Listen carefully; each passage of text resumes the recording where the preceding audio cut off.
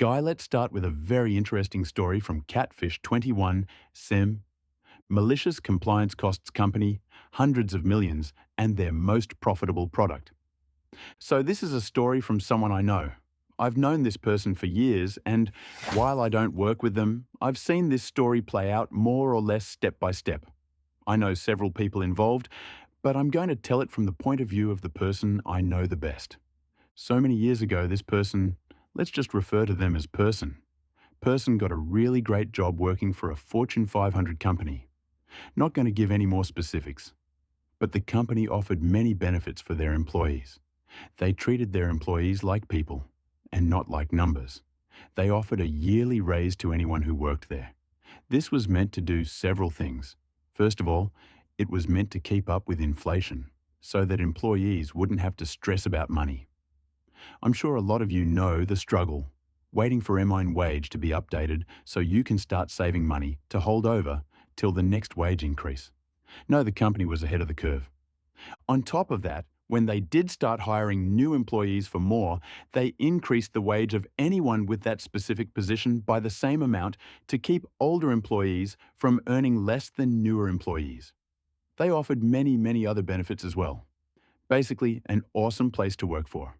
Unfortunately, it's a small town, and the company wanted to expand that specific branch of operations. They couldn't do it here, so they chose to move out. They sold the branch office building along with the product that person worked to another smaller company. When it was sold, then person went with it, the old company made the new company sign a contract which guaranteed that the yearly bonus would stay around along with several other similar benefits. New company wasn't around very long and ended up expanding as well. They did the same thing, sold the location and product to another company. Unfortunately, they didn't care as much about their employees and only treated them well because of contractual obligations. So when they sold the location and product, it did not come with a contract. New company did care a little bit about employees, but ended raises and all of that. They would listen to employee complaints, but that was about it. They weren't around long either, before the scummiest company came in and bought them out. So new company comes in and buys them out and immediately starts changing policies and shifting everything up to make everyone's jobs harder. Person and their team members got used to it and kept going. Now, here's the thing about Person. Person works on a team of specialists. There are only about 12 people on the team and a manager that's over them. Well, I'll get to that. This team doesn't require any special education or anything, but it does require a several-week training course and several months of acclimation. The product is extremely delicate, and the customers for this product are extremely demanding. They more or less require perfection, anything short, and no money. You must watch every single word that you say to these customers, or they might write you off permanently. However, this is an extremely valuable product, and the company makes a lot of money from it. Or they did at least. Let's speed forward about 10 to 15 years. The company has only found new ways to treat their employees less like humans since they took over and are somehow getting away with it. Turnover is high, but as long as they have high school grads looking for a job, then they can keep their building full. Unfortunately, Person and their team have asked for a raise several times at this point. They were always being turned down because they are earning at market value for their position. Looked it up, and market value is determined by a simple equation that takes into account other people in your profession at your experience level and with your job title within about 100 miles and calculates average wage for them. Considering the extreme specialty of this position and being located in a remote region, market value is determined by calculating the average wage of everyone on Person's team. Basically, the company was saying, "Shut up, we aren't giving you a raise." Now, something to understand Person and their team members weren't that disappointed not to get a raise every year. However, they were now making only a little more than a new hire with the company, and there are other companies that do similar but less specialized work in the area, but start people out at with a higher wage than Person is making at this point. I literally knew high school grads with zero work experience that made more than Person did. Now at this point, Person has about 20 plus years of experience working this specific product. and the least experienced person on their team had been working it for 12 plus years. The straw that broke the camel's back was an annual investors meeting that was streamed live to the entire company. Person, working on a small team, was invited to take a few hours off to watch the meeting. It was kind of a reward for them for performing so well. The company shot themselves in the foot with this one, though it was already starting to go south anyways. They just sped it up a little. So to put this into perspective for you guys, the company total profit for that year, profit not earnings, was a little over 1.2 billion. Out of that 1.2 billion persons team of 12 people in a company hiring tens of thousands, mind you, these 12 people and a manager brought in about 480 million. That's a little over a third of the company's total profits for the entire year. For those that don't like math, that's about 40 million per person of pure profit. Person specifically earned a little over 60 million alone. The lowest earner on the team was over 20 million. Seeing that they were single-handedly responsible for over a third of the company's total profit for the year, the entire team got together and demanded a raise. The manager actually put that in before they even said anything. Even their manager thought it was wrong. They demanded $20 an hour. They actually only wanted half of that. But since they were being low-balled and completely unappreciated by the company for the work that they did, they put in a higher number. BTW $10 is about the amount they would have been making with their yearly bonus had it never been discontinued. As you might expect, the company being money hungry came back with the same response as usual. Didn't even try to negotiate. They asked several more times over the course of a few weeks, threatening to quit if they didn't get a raise, and the company basically just said, "Go on, anyone can do your job." Cue malicious compliance. They didn't all quit, only 3 of the 12, which if you've been keeping up would add up to on average $120 million over 1 year. But that's not all actually what they did end up turning out even worse for the company. The rest of the team all agreed to only work their minimum requirements. The company had minimum requirements that everyone had to meet. This team, up to this point being proud of the work they put in, consistently exceeded the requirements many times over. They would compete to see who could perform the best. The lowest earner on this team often exceeded minimum requirements by 3 times over.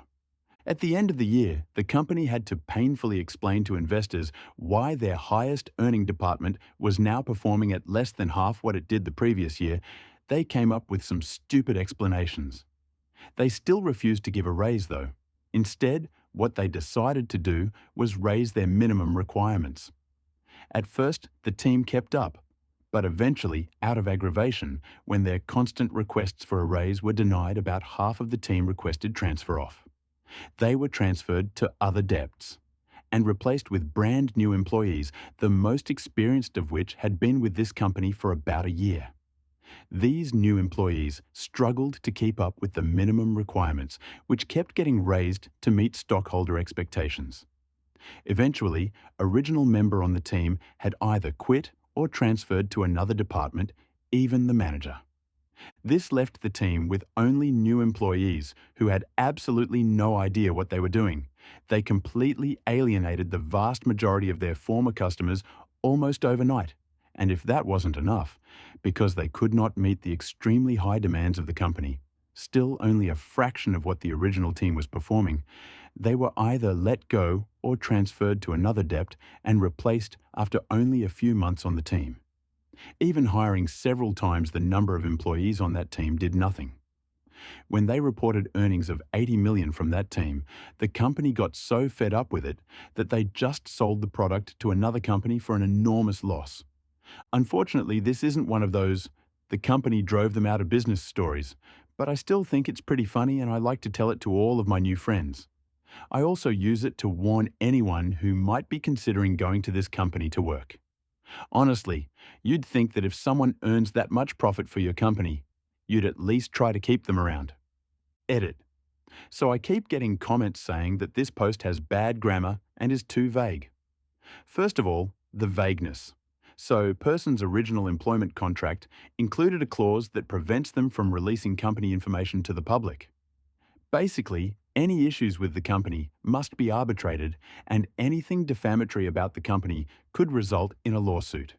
I do not want either person, any of their co-workers, or company to be identifiable for this reason. So yes, this is purposefully vague, and no, I will not expand on anything. So please do not ask for more details. As far as the grammar goes, I apologize for my bad grammar. However, I am not perfect and do not intend to go back through and edit my entire post. You have Saturday detention for being late to school all week, and you better be on time next week. Okay, I'll just bring my child. The malicious compliance was more than perfect. By simply doing the bare minimum, the team exposed the company's greed and incompetence, leading to catastrophic losses. The loss was indeed massive. This is why companies should take care of their employees more than their customers, because only a happy employee can make your customers happy. RIP corporate greed. The next story from Packrat2488. Try to be lazy and get me to do your job, I'll let you fail.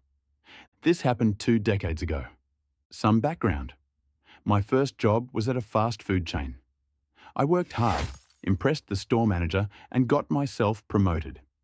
At the time, I was still 17, so I was promoted to team leader, with implication that I would get promoted further when I was older. I was still in high school, so I worked the evening shift, which started at 4 and ended at 12. The evening manager was a good guy who also worked hard, and as a result had gotten promoted to a store manager position at a different location. Since they needed a manager, and I wasn't old enough, they hired a new manager who I'll call Karen. So Karen is hired and starts shadowing the current night manager, learning the ropes. After 2 weeks, he departs and she is now set take over. That's where this story really starts. I normally get in around 30 minutes early. One of my responsibilities is to make a position chart, which tells the workers where they are working that night. I need to hand it off to the manager for approval before posting it. As I arrive, I notice one of our night shift workers is already there. We'll call her Jen. She is sitting in the lobby crying and being consoled by other employees. I always found her to be a bit manic, but she was a nice girl. She had a rough home life, so I didn't hold it against her. Come to find out, she had just had a large fight with her mother, which ended with her getting kicked out. So she is effectively homeless. Good reason to be upset. I ask her if she needs the night off. She says no, she needs the money. I can't disagree and head off to get started.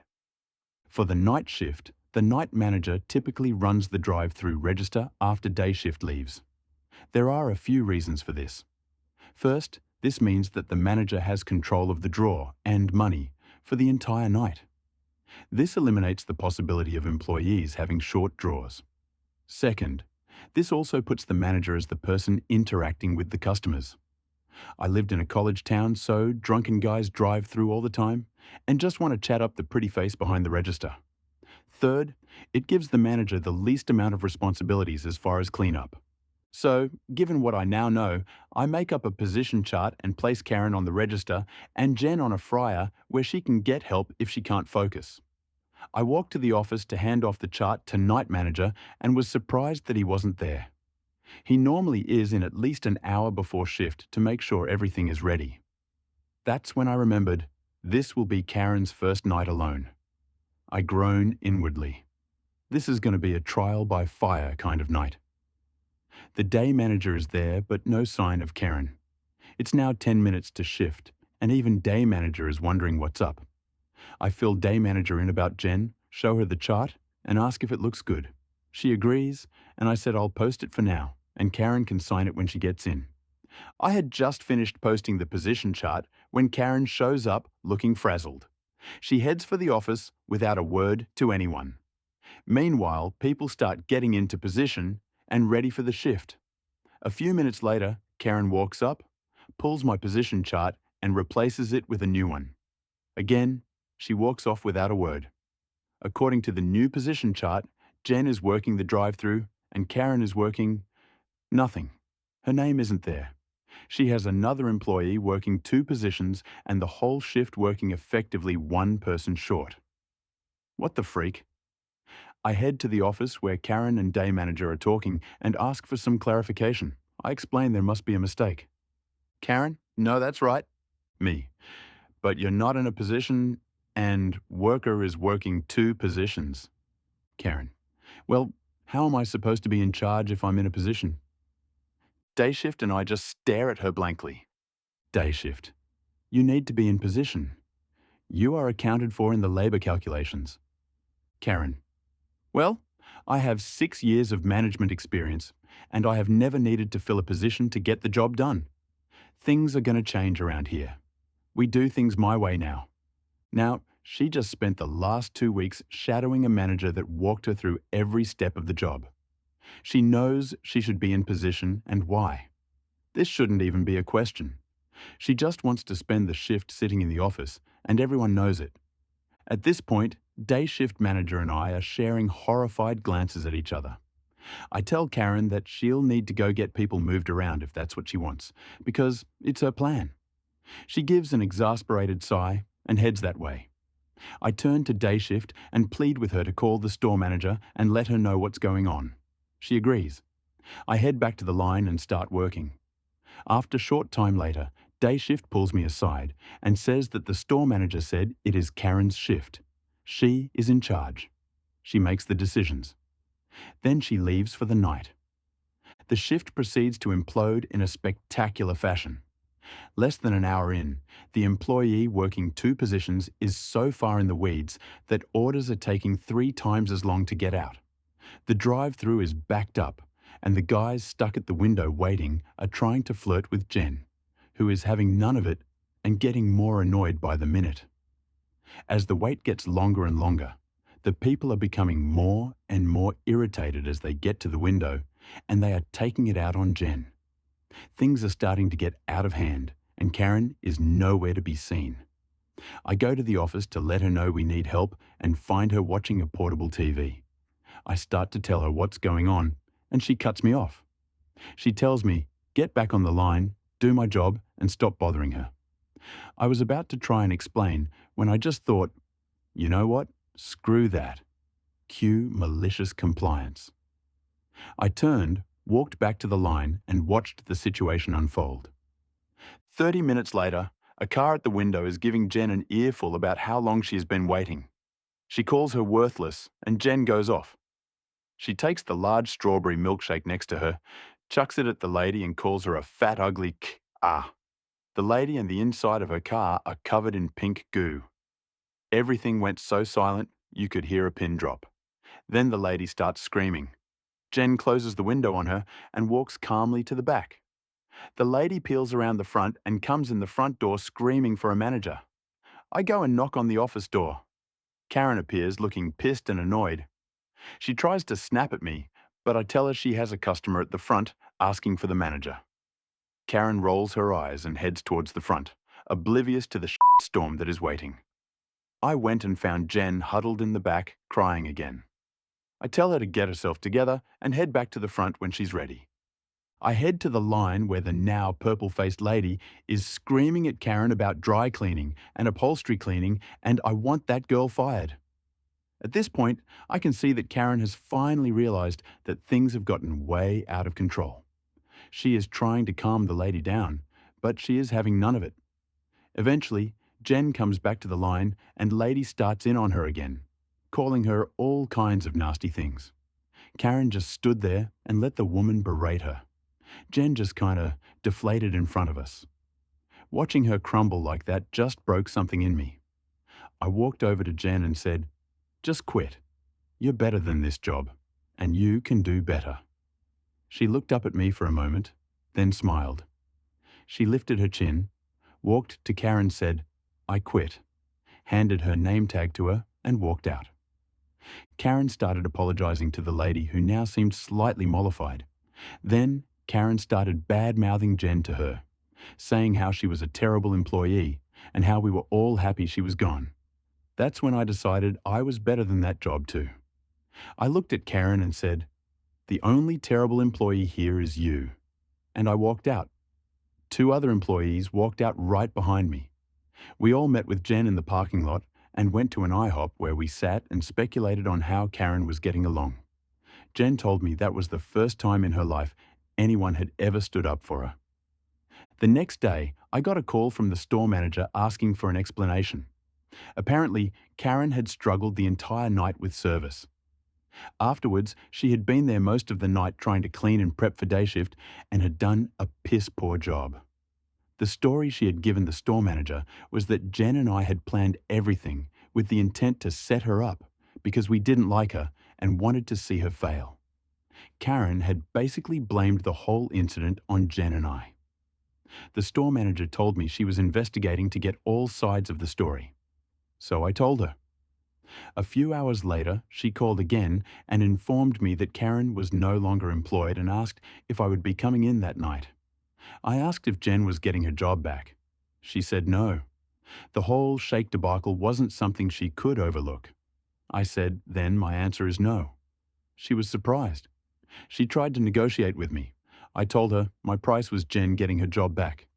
She said she couldn't do that, and that was that. If you're wondering how Jen turned out, I married her. We are very happy and have 4 children. TLDR. A new manager tries to change things to give herself an easy do-nothing job. When I tell her it will backfire, she tells me to go back to work. I do, and everything goes down in flames. She tries to blame me and gets fired anyway. Edit. Wow. Just wow. I wrote this while I was on break at work. Saw a few upvotes, then drove home. And now it's just gone crazy. I tried to thank as many people as I could, but I know I missed some. I showed it to my wife when I got home. I thought she might cry, but she didn't. She says it was one of her darkest days, but it ended up being one of the best of her life. This story is a wild ride of incompetent management and employees' frustration. A 17-year-old team leader at a fast food chain witnesses his new manager, Karen, implement changes that lead to chaos on her first night. Despite his warnings, Karen's incompetence causes a disastrous shift, ending with an employee quitting and Karen getting fired. The team leader also quits in solidarity and later marries the employee who was wrongly blamed for the chaos.